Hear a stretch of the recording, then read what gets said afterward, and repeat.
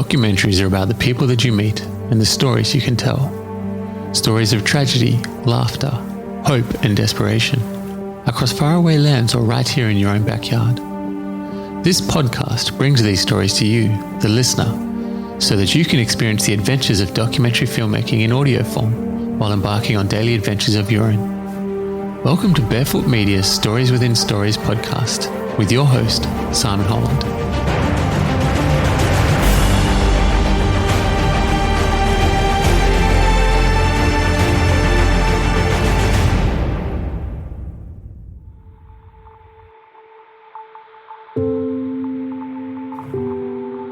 If you loved NBA basketball in the 90s, then this episode is for you.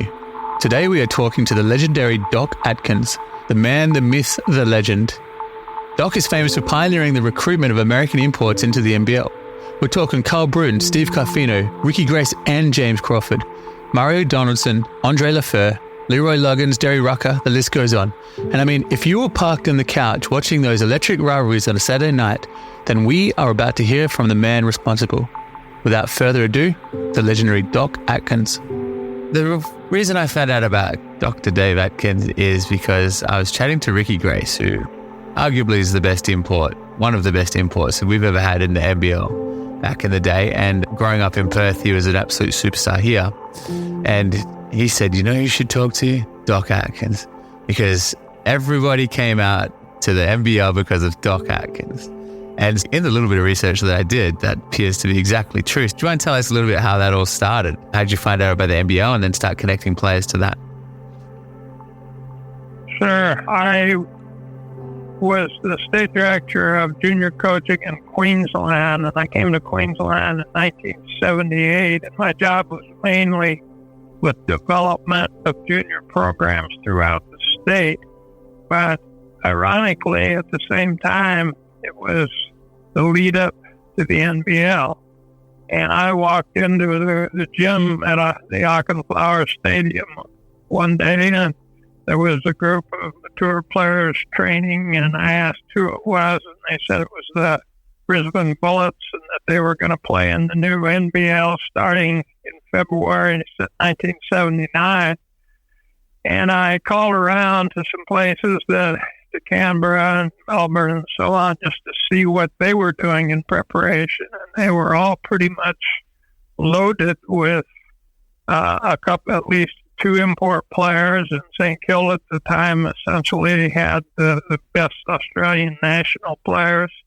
And it seemed that there were several teams making some really aggressive moves to prepare for the league. I went to Ken Madsen, who was a Queensland president, and I said, I think that it's important that the Brisbane Bullets are competitive because they are the flagship Queensland basketball, and throughout the country there'll be national attention. And I just don't believe that they will be able to succeed at this early stage without a couple of import players, and I happen to have a couple in mind. Yeah. Cal Bruton was one. Cal I had seen a couple 3 months before at the Kansas City Kings NBA camp. He was there, and I was impressed with him. He wasn't in great shape. He hadn't played for a while, but I knew of his background and so on. And I let him know that I was going to Australia, and if ever there was a need for a guard, he would be my first choice. Lo and behold, 3 months later, there was a need for a guard. So Cal came up real short notice. We played Canberra Saturday night, and he didn't arrive in Queensland until Friday. So, did he know what he was getting into? How did you sell it to him? I knew he wanted to play, and I knew he'd been disappointed when he cut by San Antonio. He thought that he was going to make the team, and he didn't. And I watched him through those workouts in Kansas City, and just liked his quickness, and he could really shoot, and just he was a basketballer and a good one. Anyway, I don't think he knew what he was getting into. He had a big, heavy fur coat on when he got off the plane, and so first thing that he wanted to do was go to the gym. He arrived at the airport about 4 in the afternoon on Friday. He said, I'd like to have a few shots. So we went over to Lafleur, and he shot for an hour or so.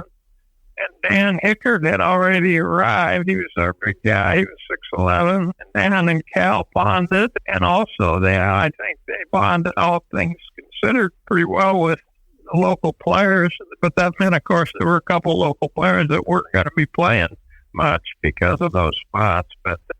And then we played that game Saturday night and lost at home to Canberra. And Cal took his first shot. There was 200 people there, but it was real intimate. Everybody had good seats right down on the floor, and he was interacting with some of the people before the game. He has a lot of charisma, and he likes people. And he took the first shot, and it was not even close. It rattled off the rim. And he turned to the crowd, and he said, "Jet lag, it'll get better." And it did. And he led the NBL in scoring that year, averaged 33 a game. And I think he was really a great impact on the NBL. He was an American black player, and he was a good representative of the game. And he got better every time, and he loved to play. And he drew a lot of attention in the press. And in those days, if you wanted to read about a basketball game, you look down in the lower right-hand corner underneath the racing results. That's where it was. Yeah. And so PR-wise, level of play, interest, impact on younger players, all that was taking place. And he had an amazing career, of course. And so what was the state of basketball that first year? You were coming over from America, and what is going on here? Well, when I got the great job, I loved it. And it was, I think, a good fit for both of us at the time, because I had a lot of contacts with players and so on. And I was aware of what could be done to pick things up statewide. And, in Brisbane, they had a senior men's league and a senior women's league, and the junior program there in Queensland was probably the best in the country at the time. Ian Watson, who'd been an Australian Olympian, was director of coaching before me for 2 years, and he set the structure, and I filled in the gaps and lifted a little. But there were local players that were good players, but it was played more like recreationally. It was competitive, don't get me wrong. It was not like a high level of competitive competition. And the NBL was a big step for Australian basketball, no question about it. In those days, it was not really professional. Most of the import players worked. Dan Hickard at Brisbane was an accountant, and he got a part-time job. Cal helped me with the junior coaching, but there were players that I brought in, like afterwards, Brian Banks, who succeeded Cal. And Brian worked in a bottle shop, and his wife worked in a petrol station. And I remember Chuck Harmison, when he went to Ngunnawal, the job paid him, he was guaranteed $1,000 a month. He had to make do with that, and the club got him a job, construction job, and he was working running an air hammer. And his first job was, you have to help me with this, the famous in Melbourne, right across from the station there, Jackson something. I don't know, there's a famous pub in Melbourne. Yeah. That's where he was working. And after a couple of days, he went to the club and said, "Wait a minute." He said, "I can't play basketball and run this air hammer all day." So yeah. It was much different. The players were, I would say, they were semi-pro or even just amateur. Yeah. They wanted to ball up, wanted to play. And the guys I got, I did a lot of searching for players, and I wanted players that would fit in and players that could be successful on the floor. Didn't miss on too many of them. You absolutely didn't. I've got a list here. Of some of the players that you brought down. Actually, I think this is a list of all the players. It's quite a long list, but I'm just going to roll down some of the names just to paint the picture of how prolific you were in bringing players to Australia that made an impact in the NBL.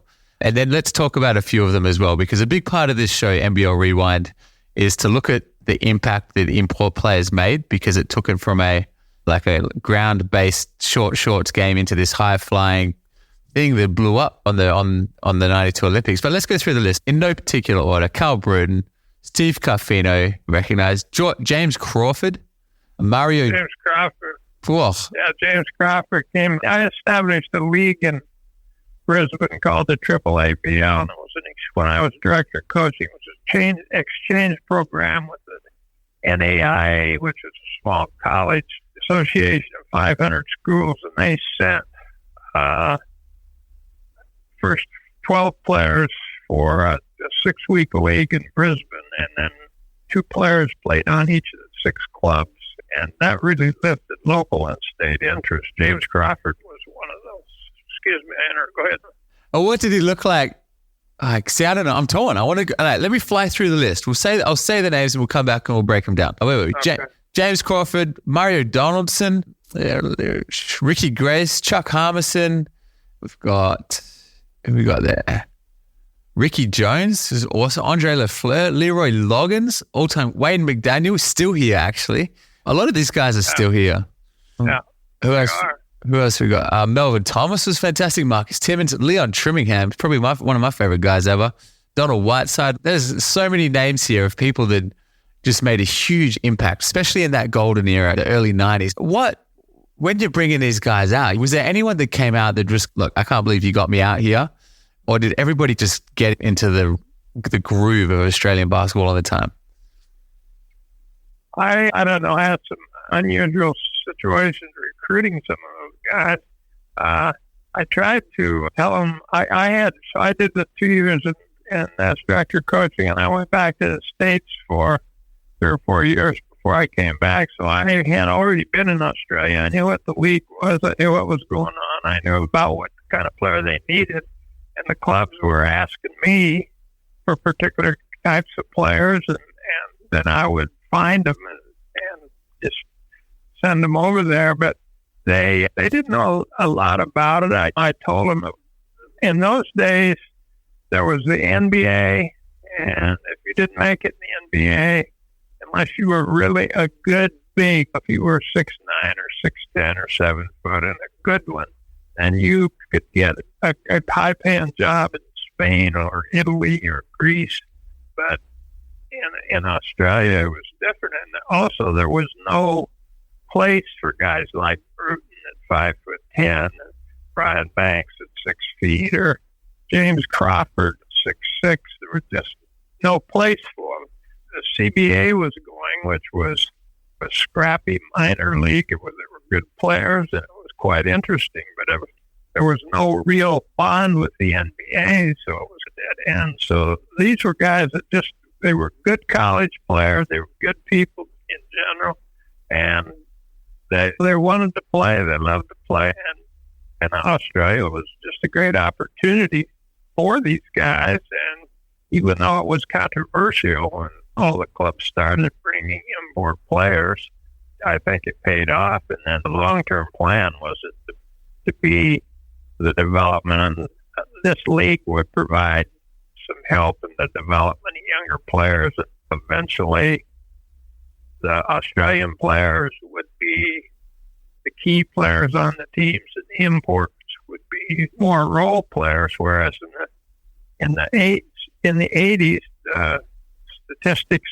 in the league were just pretty much all import players, and then that through the years has changed. And I think Australia has more players in the NBA than any other country, and the league. I know the NBL has impacted the development of Aussie players for bigger and better things. And but in those days in '79, the first year of the NBL, it was pretty much of a semi-pro part-time job, bottle shops, detailers and car dealers, working in petrol stations, working in retail stores, as well as playing basketball. I remember Steve Carfino, when he came to